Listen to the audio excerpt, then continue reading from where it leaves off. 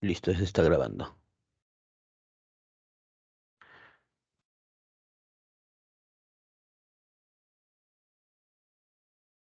Bien, si pudieran capturar esto, eso sería genial porque este es un caso típico de una edificación de concreto armado en la que el primer entrepiso es ligeramente mayor que los pisos típicos. En este caso solamente son de dos niveles de la edificación. La masa está graficada como en el primer nivel un poquito más de masa que en los siguientes dos niveles. ¿Ya? Se va a tomar el modelo cortante, en el que se considera que tanto los diafragmas y las vigas son infinitamente rígidas, así que los únicos elementos estructurales que aportan rigidez a la estructura son las columnas. No tenemos muros estructurales, así que solamente va a ser relativamente sencillo el cálculo. ¿Ya? Entonces, tomando como parámetros básicos de que la estructura se encuentra en Lima. ¿Ya? Es una estructura diseñada para un hotel apoyada en un suelo blando. ¿Ya? Se requiere hacer el análisis estático y con el espectro de diseño de CO aceleraciones de la norma E030, nos piden determinar pues todo lo que está ahí, ¿no? El periodo fundamental, la fuerza de cortante basal, las sísmicas laterales, el momento volcante basal y los desplazamientos laterales. ¿Ya? Hasta el punto E corresponde a lo que tú ya debes de conocer como el análisis estático. Ahí no se está moviendo nada, solamente estás considerando el análisis estático de la estructura. Bien. Y a partir de la F, entre comillas, estaría pues el análisis dinámico. Pero realmente hay una parte del análisis estático que sí requiere el cálculo, o al menos la visibilidad de la rigidez lateral de cada entrepiso. Ahora vamos a ver por qué. Ya. Entonces ya a partir del punto F, se podría decir que estamos viendo el análisis dinámico en el que ya nos piden la rigidez lateral de cada entrepiso. Con esta rigidez y con las masas que ya las tenemos, calcular pues o mostrar la matriz de masa. Luego de resolver el problema de valores propios, las frecuencias circulares, los periodos y los modos de vibración, esquematizar los modos. Una vez que tengamos los modos esquematizados, verificar la propiedad de ortogonalidad, ya sea de manera vectorial o matricial, que es la que yo recomiendo. Ahí no debe ser los pensamientos, ahí es los desplazamientos, ya cuando les comparta esta diapositiva, se va a cambiar eso. Ahí los desplazamientos laterales modales de fuerzas laterales, y luego empleando la combinación modal 2575, ¿no? De la norma 030, que indica eh, la raíz cuadrada de los números cuadrados y la suma de los valores absolutos por 25%. Me piden determinar los desplazamientos laterales máximos y los laterales relativos máximos y la fuerza cortante y los momentos volcantes. Aunque esto último ya casi no lo han pedido en el caso uno, así que no lo vamos a revisar para el segundo caso. Nos dando como dato el módulo de elasticidad del concreto armado, que lo consideramos como 200 toneladas por centímetro. La masa, que es de 1,20 toneladas segundo cuadrado sobre metro. La altura típica H es de 2,80 metros. Eso quiere decir que el primer entrepiso es de 1,10 veces H. Esos son 308 centímetros. La longitud L de la base es de 4,50 metros. ¿Ya? Y las columnas son de 35 por 45. Y que el lado mayor, entiendas el de 45 centímetros, es paralelo al pórtico. ¿Sí? Y que la aceleración de la gravedad la consideramos como 9,81. Bien. De aquí, de esta primera captura, lo primero que tenemos que recordar es que la estructura se encuentra en la ciudad de Lima y que se encuentra apoyada, es para un hotel y en un suelo blando. Ya. Lo primero que nos piden es el periodo fundamental. El periodo fundamental lo calculamos viendo el artículo 28.4, en el que nos dice que este periodo fundamental, el aproximado, ya, se calcula dividiendo la altura de la edificación entre un coeficiente CT. Este coeficiente CT varía según el tipo de edificación y su estructuración, ¿no? Si son pórticos de concreto armado, si son pórticos de concreto con muros, y si es de albañilería con alguna estructura de concreto armado dual. ¿Ya? En nuestro caso es el primero, pórtico de concreto armado sin muros de corte. ¿Ya? Entonces nuestro CT vale 35. La altura de la edificación es, recuerden, pues la altura de 2,80 m más 1,10 veces 2,80, que me da 5,88 m. Y acá obtengo un periodo fundamental de 0,1628 segundos. Un periodo pequeño, ¿ya? Es ligeramente aproximado a uno de los periodos reales. Así que una vez calculado este periodo, pasamos al cálculo de la fuerza cortante basal. La fuerza cortante basal, si bien no se calcula de manera directa, hay que calcularla con otros factores previos. ¿Ya? Entonces necesitamos el factor Z de zona. El factor Z de zona nos lo da pues la ubicación de la edificación. En este caso nos dicen que es Lima, eso está correspondiente a la zona 4. Y la zona 4, según la norma, corresponde a un Z de 0,45. La edificación es un hotel. La edificación es un hotel, así que este hotel es de uso común. El factor de uso corresponde al valor de 1. Nos dice que está apoyada sobre un suelo blando. Así que nosotros vemos que un suelo blando corresponde a un perfil de suelo S3 y el perfil de suelo S3 en la zona 4 le corresponde un factor de S igual a 1,10. Eso también está en la norma. Bien. Ahora, con esto es el factor de suelo, yo tengo un periodo corto y un periodo largo de igual a 1 segundo y a 1,6 segundos, el famoso TP y el TL. ¿Sí? Entonces, con esos conocí el TP y el TL y el periodo fundamental que ya calculé que es 0,16 más o menos. ¿Ya?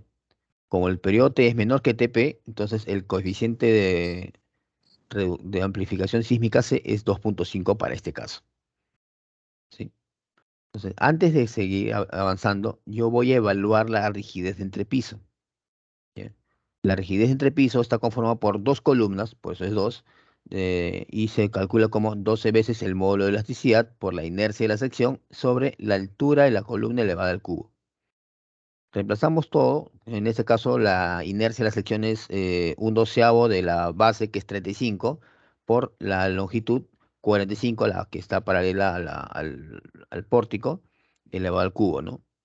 La inercia de la sección vamos a mostrarla en centímetros, es lo más práctico, ¿ya? Porque el módulo de elasticidad está en toneladas centímetros. Entonces la altura que voy a elevar al cubo con respecto a la columna, la voy a convertir también en centímetros. No era 3,08, será 308. Entonces yo reemplazo todo eso, multiplico por 2 porque son dos columnas las que aportan rigidez al pórtico en esa dirección, y me sale que la rigidez en la dirección de análisis es 43,7 toneladas por centímetro. Lo mismo hago para el segundo nivel y me sale 58,1. Entonces, nótese que es ligeramente mayor la rigidez en el segundo nivel que en el primero, y tiene sentido porque cuando el elemento columna es más largo, o sea, es más alto, pierde rigidez. ¿Ya? Entonces, ¿eso a mí para qué me sirve? Yo tengo que revisar justo en la tabla número 8, en las irregularidades estructurales de altura. Hay al menos tres que estoy cumpliendo. ¿Ya?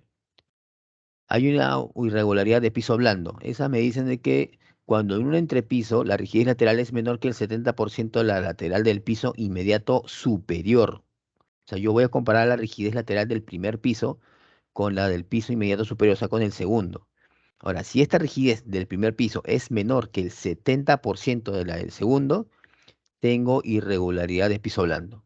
Yo comparo 43 con el 70% de 58 y no soy menor, estoy mayor que él. Entonces no tengo irregularidad de piso blando. Vayamos a irregularidad de piso débil. Me dicen que debo de comparar ahora la rigidez del primer nivel con el 80% de la rigidez del entrepiso inmediato superior, y ahí sí estamos en problemas. O sea, quiere decir que cuando yo comparo el 43%, el 80% de 43,7, sí, ahí soy, no, pero el 80% de 58,1, sí, soy menor que eso. Entonces, estaría incurriendo en irregularidad por piso débil, y mi factor de irregularidad con respecto a esa es de 0,75 hasta ahora. Luego comparo la irregularidad extrema de rigidez. Eso se ve también con la tabla número 10, pero aquí me lo indican de que en un entrepiso la rigidez lateral Si es menor que el 60% de la lateral de entrepiso inmediato superior o el 70% del promedio, incurro en irregularidad de extrema de rigidez. Y también caigo en ese rango, ¿no? Cuando yo calculo el 60% de 58.1, eso es menor, eso me indica de que es mayor que 43.7, por lo tanto incurro en esa irregularidad.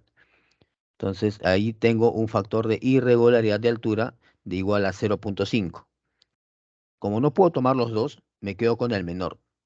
Entonces mi elemento, mi edificación posee regularidad de extrema rigidez y mi factor de irregularidad por altura es igual a 0.5. Si bien también tenía el 0,75, pero este más incidente, así que se toma siempre el menor. Ahora, ¿eso a mí para qué me sirve? Porque yo tengo que calcular el factor de reducción sísmica, que se calcula multiplicando el factor básico de reducción por el factor de irregularidad en altura por el factor de irregularidad en planta. En planta sí somos regulares, ¿no? No tenemos vacíos, asumimos que es la unidad, ¿ya? Pero en altura sí tenemos un factor de irregularidad y eso a veces nos ha jugado una mala pasada y no lo hemos evaluado bien. Así que asumimos de que es regular. Ya, entonces ya teníamos que el factor R ya no es 8, sino, o sea, partimos de 8, pero con el factor de 0.5 se reduce a 4 nada más. ¿Ya? Luego calculamos el peso de la edificación, que se calculará multiplicando las masas por la aceleración de la gravedad.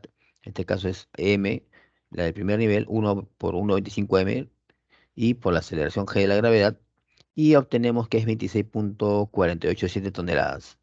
Ahora reemplazo todo lo que tengo, ¿no? Z 0,45, el factor de U es 1, C vale 2.5, el S es 1.1, R vale 4 y el peso vale 26.487 y me sale que la fuerza cortante en la base es de 3.28 toneladas.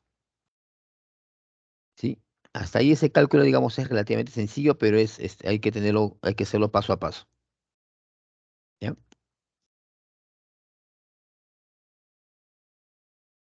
Ahora, ¿cómo es que nosotros evaluamos las fuerzas laterales? Las fuerzas laterales son un factor, una porción, una pequeña fracción de la fuerza cortante que yo ya calculé. Ahora, ¿quién define esa pequeña fracción? Un factor alfa i, al que estoy llamando ahí, ¿no?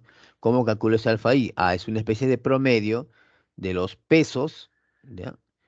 Por la altura a la que están actuando, elevado a un exponente k. ¿Quién es el factor k? Ahí me dice que el factor, cuando un periodo es menor a 0.5 segundos, k vale 1.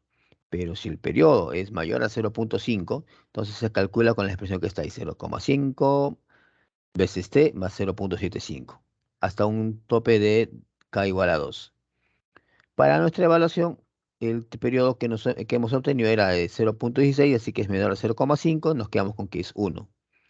Entonces, al reemplazar ese k igual a 1 ahí, ese factor alfa solamente viene a ser el promedio ponderado y sería venderse la ponderación del peso distribuido en altura.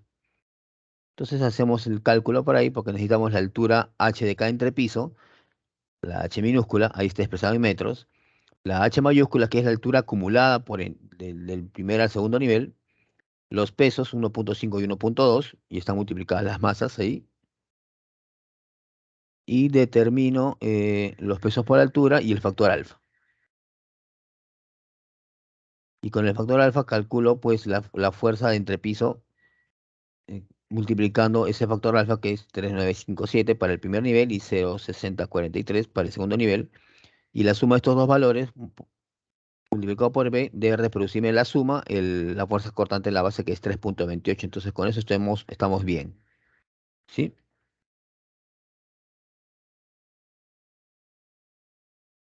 Luego, ¿cómo calculo el momento volcante? Como yo ya tengo las fuerzas laterales, ¿sí?, y tengo también los pesos de la edificación, voy a hacer ese cuadro, ¿no? Calculo la altura acumulada, la fuerza, el momento de altura acumulada por fuerza, ¿sí? Lo sumo esos momentos y me sale un momento que está volcando la edificación y el que le responde viene a ser el peso, la reacción del peso sobre el terreno. Entonces multiplico el peso por el brazo de palanca depende de la longitud L de la edificación en esa dirección. Recuerdan que era L 4.5 metros, entonces acá tenemos solamente la mitad porque está actuando en el centro de gravedad de la edificación. multiplico por L medios y me sale un momento de respuesta del piso con respecto a la edificación. Entonces, ¿cómo es el factor de seguridad del volteo? Justo ese cociente de 59,60, el factor de respuesta entre el que quiere volcar tu edificación, que es el H por FI. Entonces, cuando hago ese cociente de 59,6 entre 15,65 me sale 3,81 mayor a 2, entonces quiere decir que cumplo con el factor de seguridad del volteo. Luego, ¿cómo calculo la deriva entre piso? Tengo las fuerzas, tengo las fuerzas acumuladas de entrepiso, eso es sumando las fuerzas del segundo nivel hasta el primer nivel. Tengo la rigidez también de entrepiso de cada nivel y sencillamente calculo una distancia de separación. Recuerden que la fuerza es igual a K por X, ¿no? Entonces yo calculo ese X para que con esa fuerza se haya deformado una distancia de 0,751 centímetros. Y sencillamente lo comparo con la altura de entrepiso. En este caso el cociente me sale 0,0024 y en ambos casos, tanto para el primer nivel y el segundo, me sale menor que el 0,07, que es la deriva máxima. Por lo tanto, estamos cumpliendo, ¿no? Solamente, bueno, más, en el examen ni siquiera me piden que cumpla, solamente me piden que lo calcule. ¿Sí? En este caso, si estamos bien por ahí por el análisis estático, así que podemos continuar.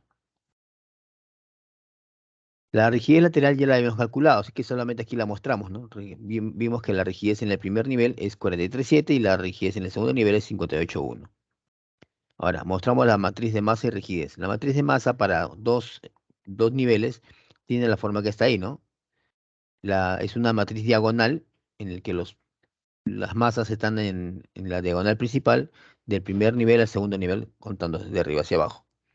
Y la rigidez lateral entre piso para dos niveles está como se muestra, ¿no? La suma de las rigideces y el opuesto de la rigidez del segundo piso en la diagonal secundaria.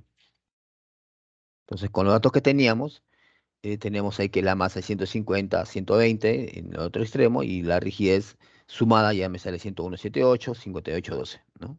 Nótese que la matriz de masa la he cambiado de unidades. En el problema propuesto estaba con toneladas segundo cuadrado por metro. Entonces, como yo estoy trabajando mi rigidez en toneladas centímetro, debo convertirlo todo a toneladas centímetro, segundo y pues las unidades compatibles, ¿no? En este caso, hace centímetros hay que multiplicarlo por 100, por eso es que me queda 150 y 120. Entonces, yo ya tengo mi matriz de masa y mi matriz de rigidez. Hasta ahí tengo, ¿no? Nosotros ya tenemos 10 puntos. Después, tengo que calcular las frecuencias circulares. Para calcular las frecuencias circulares, tengo que resolver la ecuación K menos lambda veces M igual a cero. Es el determinante de esa ecuación. Para 2 grados de libertad, ¿no? Haciendo un cambio de variable de que lambda es el omega cuadrado, ¿no? Entonces yo resuelvo esa ecuación. Es una cuadrática simple, ¿ya? Más o menos ustedes deben de haberlo visto. A ver, aquí, si mal no recuerdo. En el libro de Piqué está exactamente cómo se resuelve paso a paso 2 grados de libertad. Hacer una ecuación ahí, bien.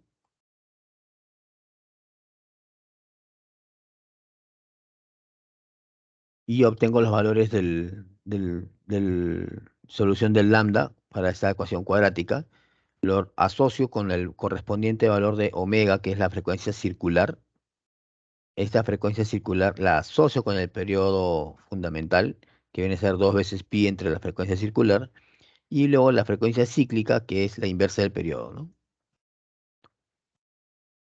Y luego me piden que verifique la ortogonalidad de los modos y mostrar un esquema. Lo primero que tengo que hacer es calcular los modos. Entonces, tenemos que volver a la misma ecuación original, que es K veces K menos lambda veces la matriz de masa, pero solo que yo ya conozco los lambdas, ¿no? Un lambda vale 0,1375 y 1,0254. Entonces, lo reemplazo para calcular eso y me sale una pequeña matriz que se muestra aquí, la que tiene el 81, el 58 y el 41. ¿Sí? Entonces, con esta pequeña matriz determino yo automáticamente un vector modal, un primer modo, haciendo que el último elemento del vector columna sea la unidad. evalúo los valores de matriz M para calcular la primera componente y me sale en este caso 0,716. Es un producto matricial directo, no hay una fórmula para calcularlo. Es como si en vez de 0,716 le pones que sea A, multiplicas esta matriz por este vector, debe darme ceros. ¿Sí? Entonces, sería pues el cociente negativo de 41,617 entre 58,115. Ese cociente viene a ser el otro componente del vector columna modal. Entonces, ya tengo un vector, el primer vector columna, 0, 7, 16 y 1, y lo esquematizo ahí, ¿no? Como veo, ese es el esquema del modo 1. De igual forma, reemplazo para el lambda, para el omega 2, que me da un lambda 2, y obtengo otro vector modal, ¿no? Con coordenadas -1, 17 y 1. Ya, ahora, lo que yo recomiendo siempre es que tú muestres el vector de modos, pero ya no como vectores unitarios, como vectores por separado, sino que muestres una matriz de vectores modales. Entonces, esta matriz, si tienes, por ejemplo, en este caso tienes dos vectores, estos coincidentemente tendrán pues dos componentes, siempre se te va a formar una matriz cuadrada. Entonces, esa matriz es la matriz de vectores modales. Identifica, por ejemplo, por favor, el vector modal 1, que será la primera fila, la primera columna, y el vector modal 2, que será la segunda columna. Y ahí están. ¿Sí? Ahora, ¿esto con qué lo hago? ¿O con qué objeto lo hago? Porque cuando verificamos la ortogonalidad, esta ortogonalidad es más fácil verificarla de manera matricial. Porque cuando lo hacemos por vector, hay que calcular componente por componente. Entonces yo tengo un vector, por ejemplo, en este caso de 2 por 2, ¿no? La matriz de 2 por 2. Si lo quiero hacer uno por uno, voy a obtener cuatro operaciones, ¿no? Que son cuatro componentes de la matriz. Si lo hago de manera matricial, es un producto simple. Es un producto de una matriz traspuesta, la matriz de masa y el vector modal.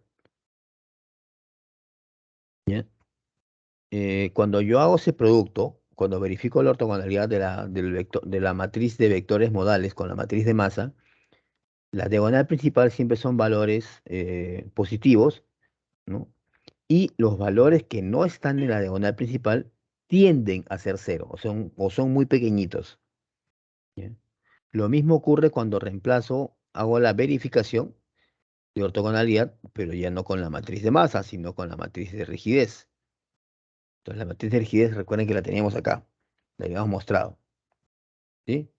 Entonces, yo reemplazo esa matriz de rigidez aquí, la matriz de vectores modales traspuesta por la matriz de rigidez, por nuevamente el vector de, de modos, y me sale esto, ¿sí? Igual, me salen valores en la diagonal principal y los que no están en la diagonal principal o salen ceros o salen muy pequeños que son casi casi ceros, ¿sí?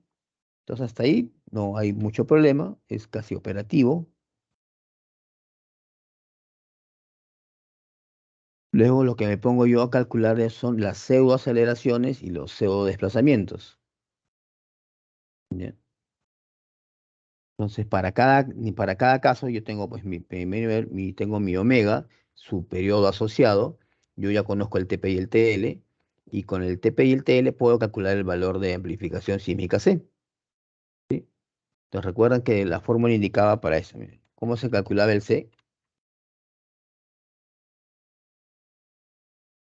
El C se calcula eh, en función al periodo. Cuando este periodo es mayor que TP, es el producto de TP por TL entre el periodo elevado al cuadrado, ¿no? Entonces, y multiplicado por 2,5. Lo evalúo ahí y me sale ese valor de C para este primer nivel, ese valor, y para el segundo nivel, ese otro valor, ¿no? 0,10389.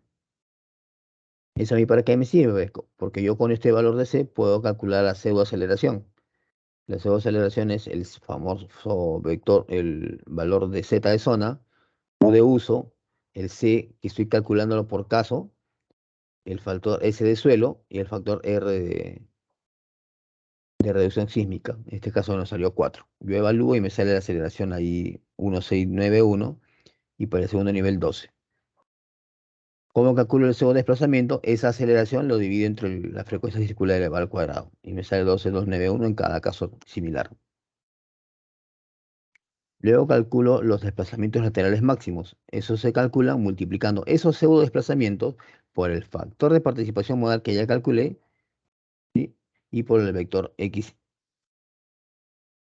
obtenido, ¿no? Por cada vector modal. Entonces tengo tres vectores, por ejemplo, voy a tener tres desplazamientos laterales máximos. Entonces ahí tengo mi primer vector x1, ahí está mi vector modal, lo multiplico por el factor de participación modal y por el otro vector y me sale otro número, ahí, ¿no? El famoso u1 y el u2. ¿Sí? Entonces que u1 es un vector porque SD no es vector, SD es un valor, fp1, f factor de participación modal también es un valor, y lo que le da forma de vector columna a esta operación es el x sub i, que es el vector modal uno o 2 en este caso. Entonces yo tengo mis vectores de desplazamientos u1 y u2.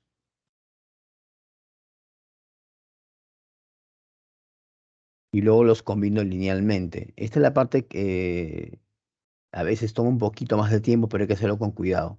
¿A qué se refiere con combinación 25-75? Entonces, si yo tengo los componentes y vector u1 y u2, lo que voy a hacer es la SBA, que significa la suma de valores absolutos de ellos. Entonces voy a sumar el valor absoluto de 10 más el valor absoluto de 2, me tiene que dar aproximadamente 12, como sale ahí, pues, ¿no? ¿Por qué se me pide la suma de valores absolutos? Porque en algunas componentes será positivo. Entonces, como yo estoy mayorándolo, voy a tomar los valores absolutos de 14 y de 1,19, lo sumo y me sale 16,10. Es la primera aproximación, suma de valores absolutos, la suma, la lineal. Y la otra es la que está ahí, que indica que es la raíz cuadrada de la suma de cuadrados de los componentes de U. Entonces, como son solamente dos componentes, tomo los valores al cuadrado, la suma le saco a la raíz cuadrada y me sale 10,3892. Y lo mismo para el vector 1420 y menos 1,9, ¿no? Luego, ¿qué es la combinación 25-75?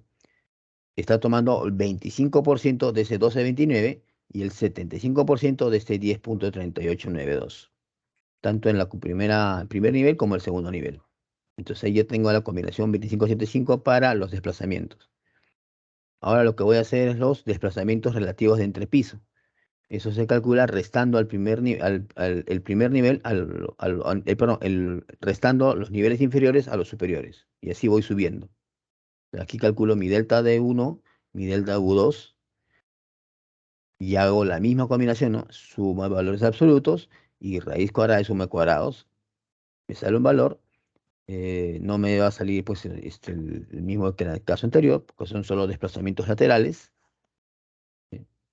Pero ahí ya los tengo, ¿sí? Entonces ya tengo que el desplazamiento lateral para el primer y segundo nivel es 10 y 6. Y luego con estos valores lo que voy a hacer es mayorar, amplificar, multiplicando por 0,85R o 0,75R también pudo haber sido, ¿no? No sale 0,85 porque la estructura salió irregular. Los multiplico por esa combinación de los vectores 21,75 y me sale 36,94 y en el otro caso, del segundo nivel, me sale 21,39. Eso lo comparo con la altura de edificación, ¿ya? Y me sale un cociente de 0,12 y el otro 0,076. Y en ambos casos es mucho mayor que la exigencia del 7 por 1000, ¿no? Por lo tanto, realmente ahí es donde se termina el cálculo de esta parte. ¿Ya? Esa es la última diapo. El momento volcante se calcula de la misma forma que se hizo para el análisis estático. Tienes la fuerza, ya tienes la fuerza aplicada, tienes la distancia, calculas el momento y luego divides entre el peso de la edificación y el brazo de palanca, que ya está calculado también en el caso anterior, y comparas si es que es seguro al volteo cuando hay un sismo, pues, ¿no? Hasta aquí, chicos. Realmente ya acabó el taller porque para 2 grados de libertad es relativamente sencillo. Si te lo vinieran pues con 3 grados sí te complican bastante, ¿no? En sí el cálculo es para 2 grados es típico, ¿ya? No hay mucho que avanzar ahí. Ten mucho cuidado, por favor, con las unidades en las que vayas a estar trabajando. Si trabajas en metros, que todo esté en metros, y si trabajas en centímetros con tonelada, haz las conversiones pertinentes. ¿Sí? Eh, ¿Alguna consulta tienen hasta bien? Vamos a ver la caja de chat si alguien ha consultado algo. Mm, no, nada.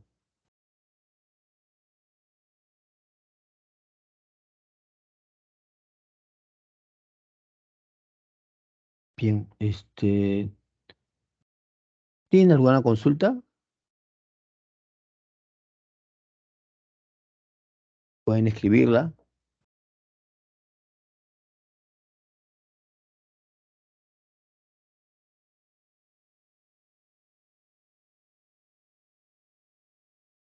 A ver.